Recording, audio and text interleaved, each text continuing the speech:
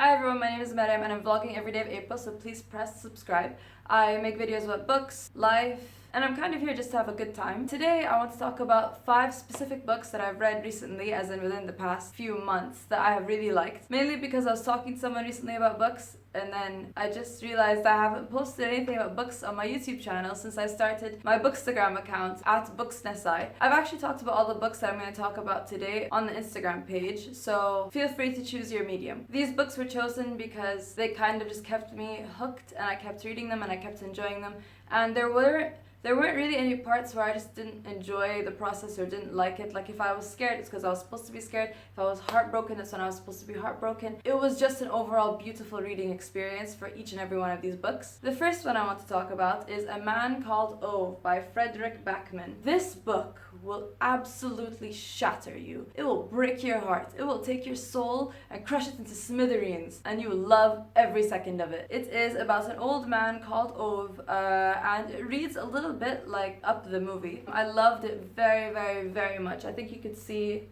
my bookmark tab thingies. I've been giving this to everyone I know. I've been telling people to read it. I've been kind of pushing this onto people. I think this has now become one of my all-time favorite recommend. Please read this. This had me crying in public. I had to stop reading this because I got so emotionally involved. So good. The next book on my list is Simon vs. the Homo Sapiens Agenda by Becky Albertalli. This one was just a cute, fun, beautiful read. I picked it up one night when I couldn't fall asleep, and then I continued to not be able to fall asleep. It is about Simon, and he's figuring out his life and he's growing up, and it kind of touches upon the rigidity of who you are that everyone else places upon you, and what's it like to really be yourself and to tell everyone and take a stand and kind of just an adventure in being who you are. There are some LGBTQ themes in this. It just keeps you reading for the entire time, and it keeps you involved and excited and ready, and you're just kind of hoping that everyone ends up to be happy. It's just a beautiful, beautiful book to read. I highly recommend this one. Next is Everything I Never Told You by Celeste Ng. I don't know how to say her last name. This is a debut novel, but I swear you would not be able to tell. This book was so good. Even though you know exactly what happens in the end from the beginning of the book, it still gets to you. You still feel it. This book has actually made me cry. It takes you in every single direction. It is one of those books that is about the entire family and the dynamics and the way that everyone works together and the reasons why their family is the way it is today. It is so good. I highly recommend it. But the only problem with this one is that it's a little bit dense in terms of it requires a lot of attention in order to get the best out of it. So I would not recommend reading it in the middle of a busy academic year, but you could definitely read it over a break, over maybe a long weekend or something like that. This is very much worth your time. Next is this book called Thin Air by Michelle Paver. Thin Air, a ghost story. Terrifying. I was scared. I'm not usually a fan of horror, but this one specifically I read a little bit. I read the beginning and I thought, oh, that seems really good. This is an example of a book that I picked up in a bookshop, one that I did not know much about, not recommended to me by anyone else. I just saw it sitting there and I was like, oh, hello.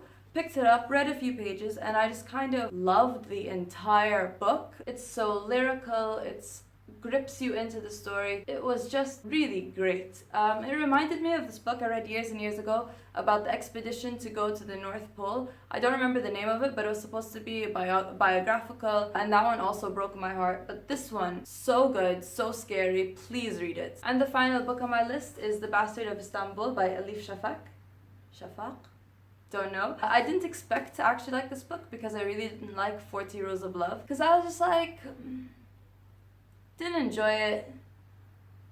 But this one, I did. This is the story of a girl who is born a bastard, and it's about her life and about their family. Again, it has family dynamics, it has a multi-generational story.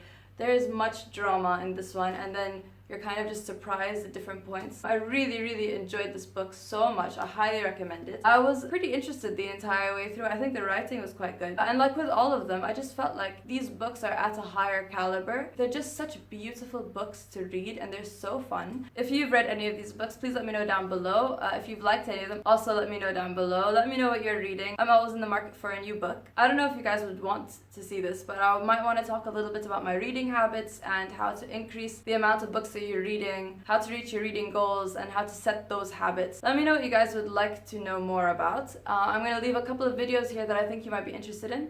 Thank you very much for watching. Bye.